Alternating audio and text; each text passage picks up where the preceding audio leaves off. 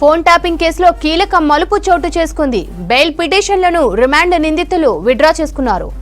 ఈ కేసులో section 70 IT act కింద కేసులు నమోదైంది.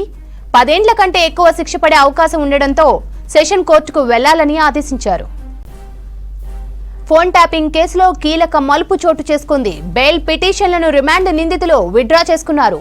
ఈ కేసులో సెక్షన్ 70 ఐటీ యాక్ట్ కింద కేసు నమోదైంది. 10 ఏళ్ల కంటే ఎక్కువ శిక్ష పడే అవకాశం ఉండడంతో సెషన్ కోర్టుకు వెళ్లాలని ఆదేశించారు. దీనికి సంబంధించి మరిన్ని డీటెయిల్స్ రత్నకుమార్ అందిస్తారు. రత్న, బెయిల్ పిటిషన్లను విత్డ్రా చేసుకున్నారు. ప్రస్తుతం ఈ ఫోన్ ట్యాపింగ్ కేసులో రిమాండ్ కాబడినటువంటి నలుగురు నిందితులు భుజంగరావు, తిరుపతన్న, రాధాకృష్ణరావు, అలాగే ఫ్రెండ్స్ వీళ్ళకి ఇప్పుడే జ్యుడిషియల్ రిమాండ్ కంటిన్యూ అవుతున్న సమయంలోనే ప్రస్తుతం గత కొన్ని రోజుల నుంచి కూడా వీళ్ళు బెయిల్ పిటిషన్ వేసి బెయిల్ కోసం ప్రయత్నించినటువంటి పరిస్థితి ఉంది. ఈ సందర్భంలోనే ఇవాళ వీటికి సంబంధించి కొంత పోలీసులు కూడా కౌంటర్ దాఖలు చేయడానికి సమయాన్ని అడిగారు. అయితే సమయం అడిగినప్పుడు ఇవాళ ఇటు కౌంటర్ దాఖలు చేసినటువంటి నేపథ్యంలోనే వాదనలు జరిగాయి నాంపల్లి కోర్టులో వీళ్ళ బెయిల్ పిటిషన్లకు సంబంధించి.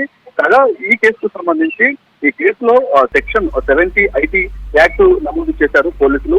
కాకపోతే 10 సంవత్సరాల కంటే ఎక్కువ శిక్ష పడే సెక్షన్ కావడంతో సెషన్ కోర్టుకు వెళ్లాలని నాంపల్లి కోర్టు తీర్పుని చెప్పడం జరిగింది.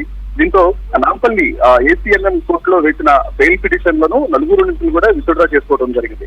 ఇక రేపు నాంపల్లి సెషన్ కోర్టులో ఫ్రెష్ బెయిల్ పిటిషన్లు దాఖలు చేయబోతున్నట్లు కూడా తెలుస్తుంది. మొత్తానికి దీనికి సంబంధించి ప్రస్తుతం సెక్షన్ 70 ఐటీ యాక్ట్ ప్రకారం కూడా 10 సంవత్సరాల కంటే ఎక్కువ శిక్ష పడే కేసు కావడంతో కోర్టు మరొక సెషన్ కోర్టుకు వెళ్లాలని చెప్పడంతో ప్రస్తుతానికి నలుగురు నుంచి కూడా తమ బెయిల్ పిటిషన్లను విత్డ్రా చేసుకున్నారు. Right Ratna, thank you.